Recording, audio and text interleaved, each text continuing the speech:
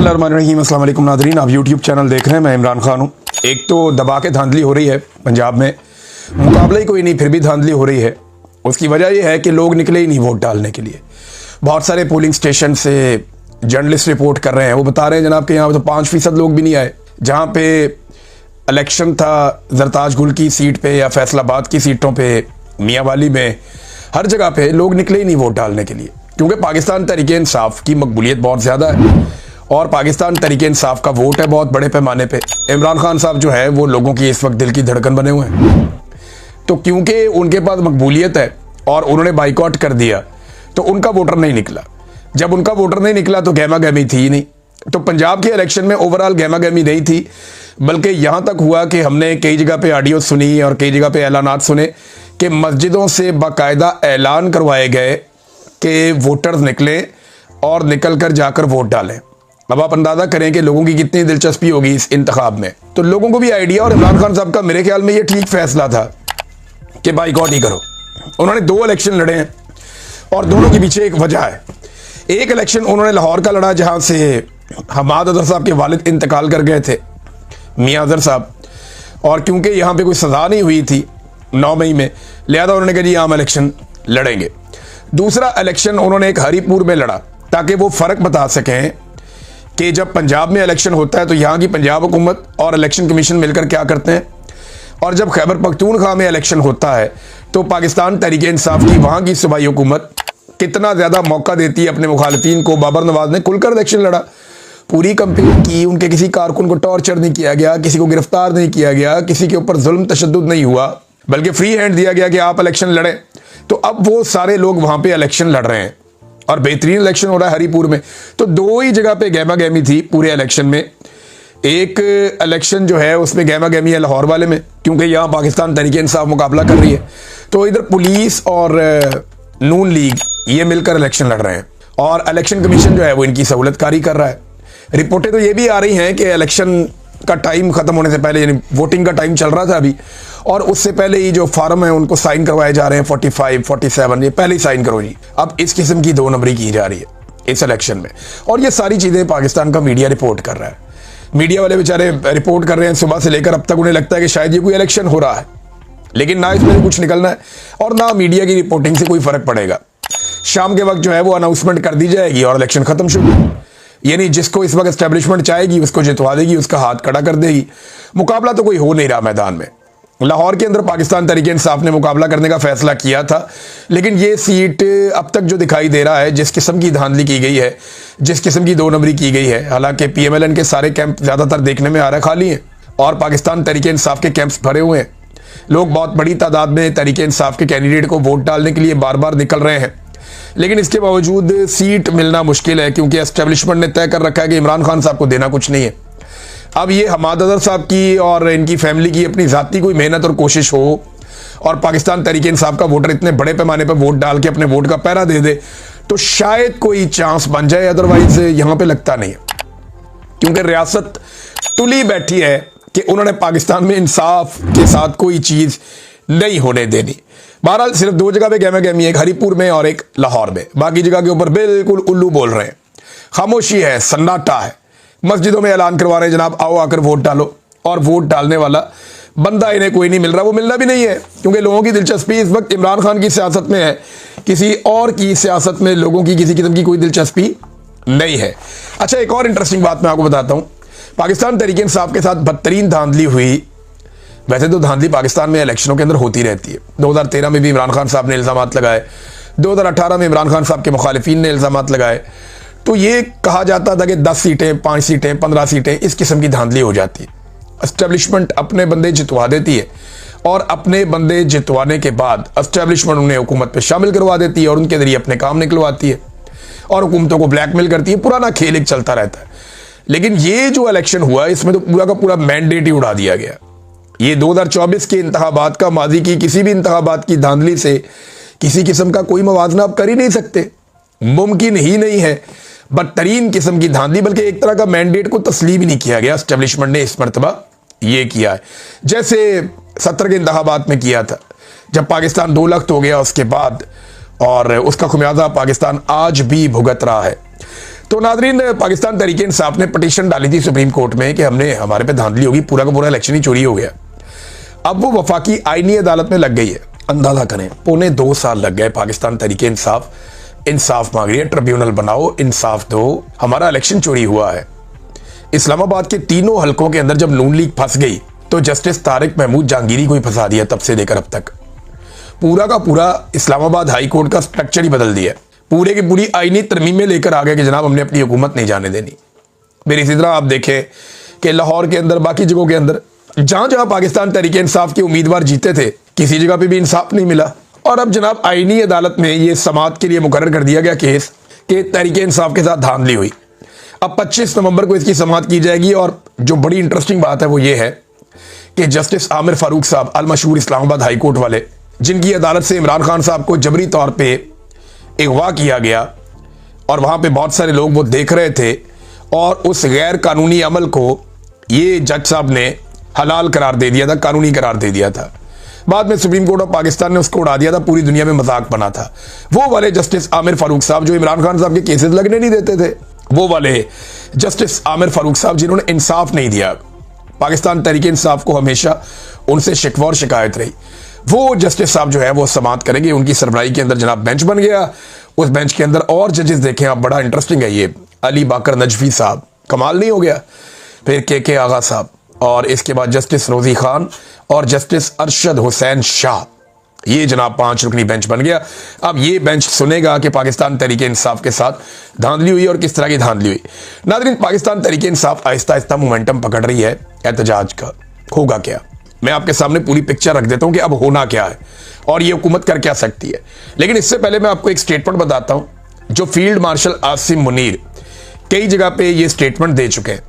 और ये जो स्टेटमेंट है इसके बारे में फखरुर रहमान साहब जर्नलिस्ट हैं, उन्होंने बाकायदा एक इंटरव्यू दिया सियासत.pk को, और उसमें उन्होंने बताया जी एक जगह पे नहीं कई जगह पे मुख्तलिफ मकामात पर पाकिस्तान के फील्ड मार्शल आसिम मुनीर ये बात कर चुके हैं कि जब तक मैं फील्ड मार्शल हूं इमरान खान रिहा नहीं हो सकता। और ये बात ठीक है। आसिम मुनीर साहब को खतरा है कि अगर इमरान खान बाहर आएगा तो पब्लिक के अंदर इतनी ज्यादा मकबूलियत है कि वो एक ऐसी तहरीक खड़ी कर सकते हैं जिससे फील्ड मार्शल आसिम मुनीर और उनके बनाए हुए पूरे के पूरे निज़ाम को खतरा हो जाएगा। फिर उनके अपने लिए खतरात पड़ जाएंगे। लिहाजा वो इमरान खान साहब को इस मकबूलियत के आलम में छोड़ने का रिस्क नहीं ले सकते। और ये बात वो कई जगहों पे कह चुके हैं। ये दावा किया फखरुर रहमान साहब ने। तो फील्ड मार्शल साहब तो इमरान खान साहब को नहीं छोड़ेंगे, जबकि इमरान खान साहब को छुड़वाने के लिए पाकिस्तान तहरीक इंसाफ जोर लगाती रहेगी। सुहेल अफरीदी जो है वो ना सिर्फ मोमेंटम बना रहे हैं बल्कि सिर्फ एहतजाज करने से पहले वो एक ओपिनियन भी बना रहे हैं कि हमारे साथ ज्यादती बहुत हो रही है। देखिए, जब आप एहतजाज करने के लिए निकलते हैं ना तो पहले आपके पास उसका इखलाकी जवाब होना चाहिए, आपके पास सॉलिड रीजन होना चाहिए। अब सुहेल अफरीदी ने वो काम शुरू कर दिया। 7 मरतबा वो अदालती ऑर्डर्स लेकर अडयाला जेल पहुंचता है कि मेरी लीडर से मुलाकात करवाई जाए। मुलाकात नहीं करवाई जाती। चीफ जस्टिस को खत लिखता है, हाई कोर्ट में पटिशन डालता है, असेंबली से करारदाद पास करवाता है, मरियम नवाज को लेटर लिखता है, बार बार पुलिस वालों से जाके कहता है। तो जो कुछ वो कर सकता था बतौर एक चीफ मिनिस्टर, उसने वो सारा कुछ किया, लेकिन उसकी बात नहीं सुनेगी। तमाम कानूनी और आईनी ऑप्शंस उसने इस्तेमाल किया। अब वो सहाफियों से पूछ रहा है कि कोई चीज रह गई है तो आप मुझे बता दें, मैं वो भी कर देता हूं, लेकिन मेरे पास अब रास्ता क्या है, और इस बात का किसी के पास कोई जवाब नहीं है। तो एक बड़ा सॉलिड रीजन सुहेल अफरीदी के पास है कि इमरान खान साहब से मुलाकात करवाई जाए, वरना फिर आप तैयार हो जाएं, हमें एहतजाज करना पड़ेगा। देखिए, मैं आपको ये बताऊं कि 1-2 हफ्ते में अब मुलाकात भी करवा दी जाएगी। ये एक आधे हफ्ते में हो जाएगी, या हो सकता है अगले हफ्ते में हो जाए, क्योंकि अब काम निकल गया है।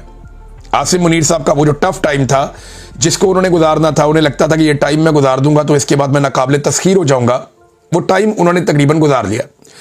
आज है जी 23 नवंबर, और अगले 5-6 दिन गुजारने, उसके बाद सुहेल अफरीदी साहब जाएं और जाके इमरान खान साहब से मुलाकात कर लें। इमरान खान साहब उसके बाद बयानियां देंगे, इमरान खान साहब उसके बाद एक स्टेटमेंट जारी करेंगे। उस स्टेटमेंट से पाकिस्तान में हिलजुल होगी, तो देखिए एक तहरीक तो पाकिस्तान में अब खड़ी होगी। 27वीं आईनी तरमीम इसकी वजह बनेगी। तो ये जो एक तहरीक अब खड़ी होने जा रही है ना, इस बार ऐसा नहीं होगा कि तहरीक इंसाफ के लोग लाशें छोड़कर भाग जाएंगे। इस मरतबा ऐसा भी नहीं होगा कि आप लाशें छुपा लेंगे, लाशें छुपाने वाला काम भी नहीं होगा। वो इस मरतबा पूरी तैयारी करके आएंगे। अगर वो आए इस्लामाबाद की जानिब, अव्वल तो और बहुत सारे ऑप्शन हैं उनके पास जिनको वो डिस्कस कर रहे हैं, और वो सरप्राइजेस उन्होंने रखे हैं, लेकिन अगर वो आए इस्लामाबाद की जानिब तो इस मरतबा वो एक एक चीज को रिकॉर्ड करेंगे और एक एक चीज का हिसाब अपने पास रखेंगे। यानी इस मरतबा ऐसा नहीं होगा कि लाशें छोड़कर वो चले जाएं, शायद ऐसा नहीं होगा। और एक और बात मैं आपको बता देता हूं कि दिसंबर में इमरान खान साहब की मुलाकातें वैसे भी मुझे लगता है कि अब खुल जाएंगी। और एहतजाज के नतीजे में क्या होगा, जब पाकिस्तान तहरीक इंसाफ मोमेंटम बनाती है, फर्ज करें एक तो अगर उनका मोमेंटम बन जाता है, वो इतनी ताकत के साथ आ जाते हैं और अवाम पूरे पाकिस्तान में निकल आती है, तो फिर तो वो अपने मुतालबात पूरे करवा लेंगे, फिर तो वो गिच्ची से पकड़ लेंगे पूरे निज़ाम को। लेकिन अगर एक मरतबा फिर गोली चलाई जाती है या एक मरतबा फिर जुल्म और बर्बरियत की जाती है, तो फिर क्या होगा? उसके नतीजे में पाकिस्तान फिर कई महीने या कई साल पीछे चला जाएगा। सियासी एकदम इस्तेहकाम पैदा हो जाएगा पाकिस्तान में दोबारा से, फिर से IMF से आपको बड़े कर्जे लेने पड़ेंगे, फिर से आपको जो है वो अदम इस्तेहकाम का सामना करना पड़ेगा। पाकिस्तान में एक बदएतमादी पैदा हो जाएगी, मईशत का पहिया जो पहले ही नहीं चल रहा वो बिल्कुल ही ठप हो जाएगा। फिर पाकिस्तान का मजीद एक साल जाया हो जाएगा। जब ये एक साल जाया हो जाएगा तो फिर क्या होगा? फिर दोबारा पाकिस्तान तहरीक इंसाफ एक साल के बाद खड़ी हो जाएगी। तो ये बात आप मेरी याद रखें कि इमरान खान के बारे में मैंने 2020 में एक बात की, ARY पे एक प्रोग्राम चल रहा था और उस वक्त भी सबको पता था कि होने क्या जा रहा है। नवाज शरीफ साहब एक डील करके पाकिस्तान से बाहर चले गए थे और माहौल बनाया जा रहा था कि इमरान खान साहब को गिराया जाएगा। तो ये इमरान खान साहब के आने के बाद से ये सिलसिला चल रहा था। तो मैंने तब ये कहा था कि इमरान खान ऐसा आदमी नहीं है कि वो आपको ये पूछता फिरेगा कि मुझे क्यों निकाला, वो आपको बताएगा कि मुझे क्यों निकाला। और वो बनी गाला में जाकर बैठ के हैप्पी बर्थडे टू यू नहीं कहेगा, वो बनी गाला में नहीं बैठेगा और उसका क्राउड भी ऐसा है, वो खुद भी ऐसा है, ये चिपक जाएंगे आपको और इमरान खान आपको नहीं छोड़ेगा। मैंने ये कहा था। तो जब तक आप इमरान खान को इंसाफ नहीं दे देते, जब तक इमरान खान अपना हक नहीं ले लेता, वो आराम से नहीं बैठेगा और ना वो किसी को आराम से बैठने देगा। और मौजूदा एस्टेब्लिशमेंट और हुकूमत के लिए प्रॉब्लम यह है कि इमरान खान की मकबूलियत इतनी ज्यादा है कि ये उसको काउंटर भी नहीं कर पा रहे, उसके खिलाफ कोई बयानियां भी नहीं बना पा रहे और उसकी मकबूलियत का मुकाबला भी नहीं कर पा रहे। तो ऐसी सूरत हाल में इनके पास ऑप्शन क्या है? इनके पास ऑप्शंस नहीं है। ये सिर्फ लिंगर ऑन कर सकते हैं, चीजों को लंबा कर सकते हैं, लेकिन मुल्क नहीं चला सकते। मुल्क इसलिए नहीं चला सकते कि मईशत ठप हो गई है और पाकिस्तान अदम इस्तेहकाम का लगातार शिकार है। दहशतगर्दी के वाकयात पाकिस्तान में बढ़ते जा रहे हैं। देखिए पाकिस्तान को इन्होंने अब बना क्या दिया है। ये एक रिपोर्ट है और ये है ह्यूमन फ्रीडम इंडेक्स 2024।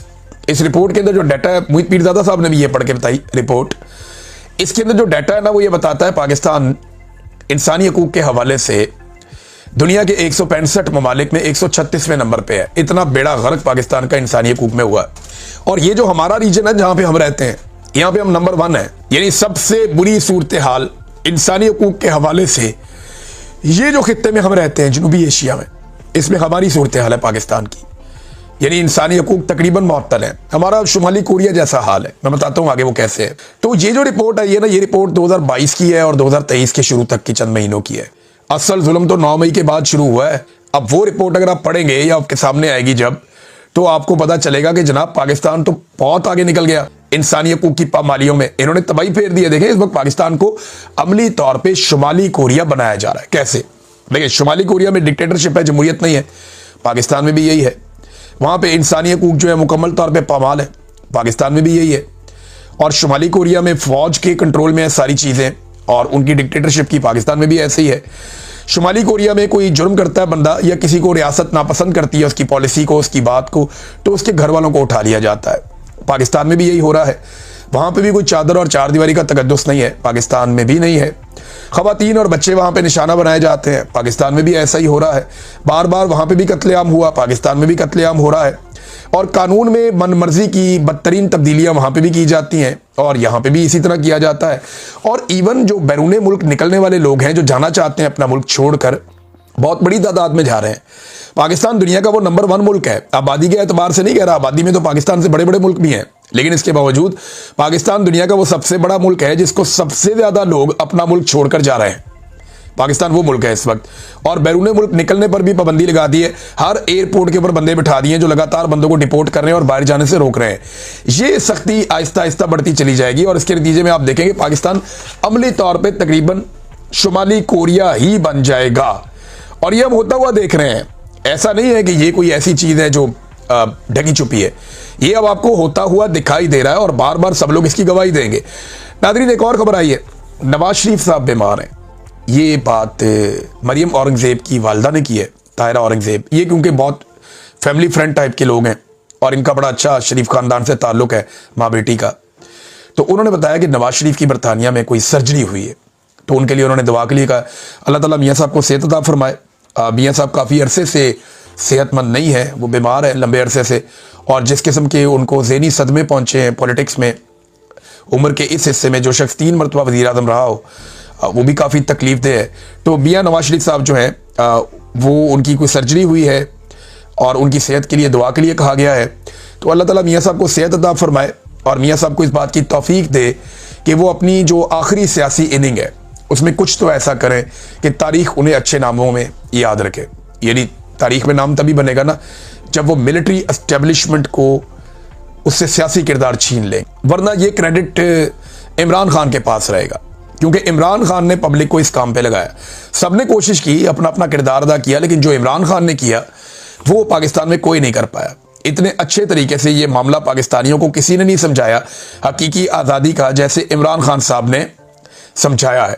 अब नाजरीन, जो पूरी दुनिया में इन्होंने जाके रोला डाला होता है कि पाकिस्तान में कोई करप्शन नहीं है, हम करप्शन का कोई मामला नहीं होने देते, तो ये 5300 अरब की करप्शन कहाँ से आई, ये रिकवरी कहाँ से है? देखिए, इसके ऊपर अब बात होनी चाहिए ना। हुकूमत इसका क्या जवाब देगी? हुकूमत इसका कोई जवाब दे नहीं रही, और ये हुकूमत का अपना डाटा है 5300 अरब। ये इसी हुकूमत के दौरान ये इतनी बड़ी अमाउंट है कि इससे मुल्क की किस्मत बदल सकती है। लेकिन अगर ये पैसा रिकवर हुआ तो ये पैसा गया कहाँ पे? दावे ये करते हैं कि धेले की करप्शन नहीं हुई। यहाँ पे हजारों अरब निकल आए हैं, 5300 अरब निकल आए महदूद टाइम के अंदर। तो धेले की करप्शन नहीं हुई तो ये कौन सी करप्शन है? और ये पैसा अगर रिकवर हुआ तो ये गया कहाँ? ये भी एक बड़ा सवाल है। और अभी इसके अंदर जो शुगर माफिया ने चूना लगाया कौम को, या गंदुम माफिया ने जो चूना लगाया पाकिस्तान को, उसका कोई तस्करा इसके अंदर मौजूद भी नहीं है। नादरीन, एक और चीज़ है कि ये जो पाकिस्तान ने वोट किया अक़वाम मुत्तहिदा में, और उस वोट के नतीजे में डोनाल्ड ट्रंप की जो करारदाद है वो पास हो गई। चीन ने और रूस ने इस मरतबा हमायत नहीं की। पाकिस्तान पहली मरतबा ऐसा लगता है कि शायद माजी में हो, लेकिन मेरी जो याददाश्त है उसके मुताबिक मैंने ये फर्स्ट टाइम ऐसा विटनेस किया या रिपोर्ट किया अपनी सहाफ़ती करियर में, कि चेक करूंगा मैं इसको भी, कि हम मुखालिफ सिमत पे खड़े हुए चीन और रशिया के साथ, और अमेरिका के जो प्रेसिडेंट है उनकी ख्वाहिश के मुताबिक हमने वोट कर दिया। अब सवाल ये पैदा होता है कि इससे तो इसराइल को फ़ायदा होगा। और अब तक का जो एक डाटा मैं आपके सामने रखने लगा हूँ, ये देखें कितना अफसोसनाक है। इसराइल ने बार बार जंगबंदी की खिलाफ वर्जी की है जब से जंगबंदी हुई है, और अब तक 500 खिलाफ वर्जियां इसराइल जंगबंदी की कर चुका है। 500 खिलाफ वर्जियां, ये अल जजीरा ने रिपोर्ट किया है। 342 अफराद शहीद हो चुके। गुज़िश्ता 24 घंटे की जो रिपोर्ट में पढ़ रहा था, 22 अफराद उसमें शहीद हुए, और 5 लोग जो हैं इसमें वो हमास के रहनुमा शहीद कर दिए गए। हमास ने ये इंदिया भी दिया है कि इस तरह तो जंगबंदी खत्म हो जाएगी, फिर लड़ाई दोबारा से शुरू हो जाएगी। तो ये है जनाब सूरत हाल। अब वहाँ स्टेबलाइजेशन फोर्स अगर जाती है तो वो क्या किरदार अदा करेगी इस माहौल के अंदर? जब इसराइल हमले करता रहेगा तो फिर तो बहुत मुश्किल दिखाई देता है और बड़ी दिक्कत नजर आती है। इलॉन मस्क ने नादरीन एक अजीब कटा खोल दिया है।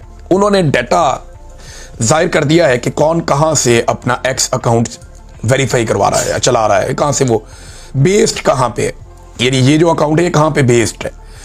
तो इसमें ना एक बड़ा मज़ेदार काम ये हुआ कि बहुत सारे पाकिस्तानी लोगों के ऊपर ये इल्ज़ाम लगाया जाता था, और पाकिस्तान की एस्टेब्लिशमेंट के जो टाउट्स हैं वो ये इल्ज़ाम लगाते थे। बार बार ये इल्ज़ाम आता था कि इनके अकाउंट्स इंडिया से ऑपरेट हो रहे हैं, इनके अकाउंट्स इंडिया से मैनेज हो रहे हैं, इनके अकाउंट्स इंडिया बेस्ड हैं। लेकिन जब इलॉन मस्क ने ये डाटा दिया, कुछ लोग कह रहे हैं कि ये जनाब जो सेफ्टी है लोगों की या उनकी जो प्राइवेसी है उसको जाहिर किया गया है, और इसके ऊपर वो ये कह रहे हैं कि ये नहीं किया जाना चाहिए था। लेकिन मैं एक फ़ीचर ज़रूर देना चाहिए कि जो लोग ये समझते हैं कि उनका डाटा जाहिर ना किया जाए, वो एक एप्लीकेशन देकर इसको रुकवा लें। ये होना चाहिए था, लेकिन नहीं हुआ। अब उनकी अपनी एप्लीकेशन है, उनकी मर्जी, उन्होंने ये कर दिया। तो अब पता चल रहा है कौन सा अकाउंट कहाँ पे बेस्ड है। तो जिन जिन अकाउंटों के खिलाफ टाउटों ने ये प्रोपेगेंडा किया कि वो इंडिया से ऑपरेट हो रहे हैं, उनमें से कोई भी इंडिया से ऑपरेट नहीं। यानी बहुत सारे अकाउंट बैरून मुल्क से हो रहे हैं। इमरान खान साहब का यहाँ एशिया से है, और बहुत सारे रहनुमाओं के यहीं से हैं, जनूबी एशिया से, यहाँ से वेस्ट एशिया से, यहाँ से हैं। और बहुत सारे जो सियासतदान है, कोई जर्मनी से है, फजलुर रहमान साहब का, नवाज शरीफ साहब का बरतानिया से है, बिलावल का मेरे ख्याल में कहीं और से है, कोई यूए से है, कोई कहीं से है, कोई कहीं से है। तो हर एक का अपना अपना अलग अलग जगहों से जो है वो अकाउंट ऑपरेट होता है। जहाँ से भी वो उसको वेरीफाई करवाते हैं वहाँ बेस्ड होता है वो। तो बहुत सारे बेनामी अकाउंट्स हैं, उनको भी थरथली पड़ गई कि ये क्या हो गया। लेकिन कम से कम एक प्रोपेगेंडा जो ख़ासतौर पे जो बलूच लोग हैं जो अपने हकूक़ मांगते हैं उनके हवाले से जो किया जाता था, वो प्रोपेगेंडा कम से कम बेनकाब हुआ है। तो नाज़रीन अभी देखेंगे इसको, बहुत सारे अभी अकाउंट्स का मज़ीद डाटा सामने आएगा। अब तक लेते हैं, अपना ख्याल रखिएगा, अपने इस चैनल